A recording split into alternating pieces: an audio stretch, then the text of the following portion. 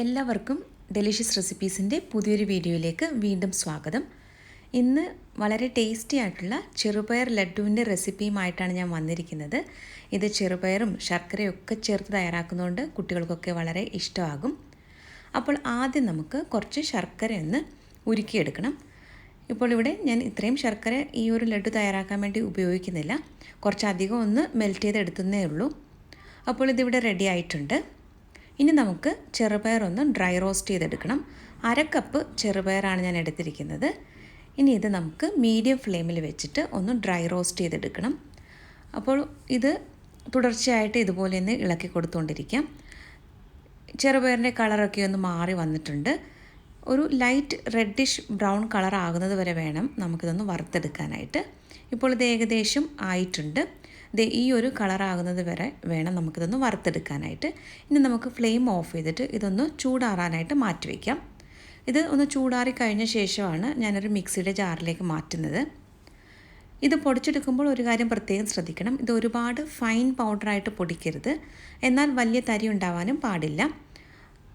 ഈ ഒരു രീതിയിൽ വേണം ഇതൊന്ന് പൊടിച്ചെടുക്കാനായിട്ട്. ഇപ്പോൾ ചൂടാറി കഴിഞ്ഞ ശേഷമാണ് ഞാനിതൊന്ന് പൊടിച്ചെടുത്തത്. ഞാനിതൊന്ന് എടുത്ത് കാണിച്ചു തരാം. വളരെ ചെറിയ തരി മാത്രമാണ് ഇതിലുള്ളത്. ഇനി നമുക്ക് ഇതിലേക്ക് ബാക്കിയുള്ള ചേരുവകൾ എന്തൊക്കെയാണെന്ന് നോക്കാം. ഈ പൊടിച്ചെടുത്ത് വെച്ച ചെറുപയറിലേക്ക് നമുക്കിനി അടുത്തതായിട്ട് ചേർക്കാനുള്ളത് കുറച്ച് കാഷ്യൂ നട്ട്സാണ്. 5 കാഷ്യൂ നട്ട്സ് ഒന്ന് കട്ട് ചെയ്ത ശേഷമാണ് ഞാൻ ഇതിലേക്ക് ചേർക്കുന്നത്. അടുത്തതായിട്ട് നമുക്ക് ഒരു 1/2 ടീസ്പൂൺ ഏലക്ക പൊടിച്ചതും കൂടി ചേർക്കാം. 1.5 ടേബിൾ സ്പൂൺ നെയ്യാണ് ചേർക്കുന്നത്. നിങ്ങൾക്ക് നെയ്യ് താല്പര്യമുണ്ടെങ്കിൽ 2 ടേബിൾ സ്പൂൺ വരെയൊക്കെ ചേർക്കാം. ഞാനിപ്പോൾ 1.5 ടേബിൾ സ്പൂൺ മാത്രമേ ചേർത്തിട്ടുള്ളൂ.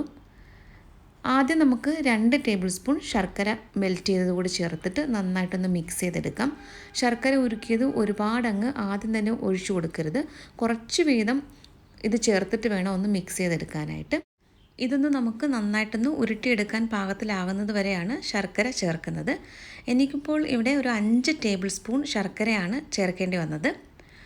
ഇതിപ്പോൾ പാകത്തിന് നന്നായിട്ട് മിക്സ് ചെയ്തെടുത്തിട്ടുണ്ട്. ഇനി നമുക്കിത് ചെറിയ ചെറിയ ഉരുളകളാക്കി മാറ്റാം. വളരെ എളുപ്പമല്ലേ ഇത് തയ്യാറാക്കാനായിട്ട്. ശർക്കരയും അതുപോലെ ചെറുപയറും ഒക്കെ ചേർത്ത് തയ്യാറാക്കിയിരിക്കുന്നത് കൊണ്ട് കുട്ടികൾക്കൊക്കെ വളരെ ഇഷ്ടമാകും. അതുപോലെ ചെറുപയർ ചേർത്ത് തയ്യാറാക്കുന്നത് കൊണ്ട് ഇത് വളരെ ഹെൽത്തി ആയിട്ടുള്ള ഒരു സ്നാക്കാണ്. അപ്പോൾ കുട്ടികൾക്കൊക്കെ കൊടുക്കാൻ വളരെ നല്ലതാണ്. അപ്പോൾ എല്ലാവരും ഈ രീതിയിലൊന്ന് തയ്യാറാക്കി നോക്കിയിട്ട് നിങ്ങളുടെ ഫീഡ്ബാക്ക് കൂടി തരാനായിട്ട് മറക്കരുത്. അതുപോലെ നമ്മുടെ ചാനൽ കൂടി ഒന്ന് സബ്സ്ക്രൈബ് ചെയ്ത് സപ്പോർട്ട് ചെയ്യാൻ മറക്കരുത്. ഞാനിവിടെ ഇതെല്ലാം ചെറിയ ചെറിയ ഉരുളകളാക്കിയിട്ട് ഒരു പ്ലേറ്റിലേക്ക് മാറ്റുകയാണ്. അപ്പോൾ ഇന്നത്തെ ഈ റെസിപ്പി എല്ലാവർക്കും ഇഷ്ടമായി കാണുമെന്ന് കരുതുന്നു.